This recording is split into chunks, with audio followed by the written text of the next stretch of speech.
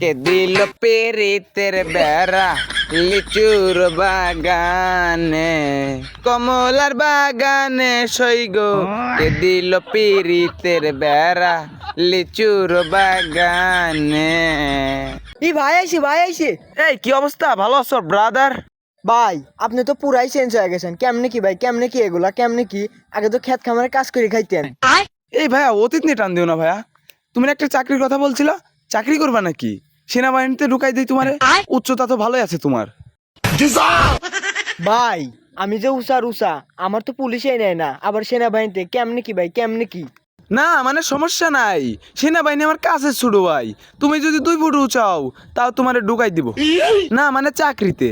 আচ্ছা ভাই ঠিক আছে, তাহলে একটা চাকরির ব্যবস্থা করেন। এই ভাইয়া দাঁড়াও, একটা কল দেই। হ্যালো কদম আলী, এই মোরে একটু আমার গাড়িটা একটু নিয়ে আসো তো।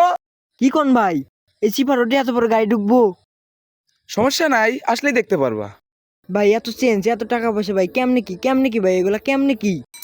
এই যে ভাই আপনার গাড়ি। ভাই আপনি এই গাড়ি চালাইতে পারবেন?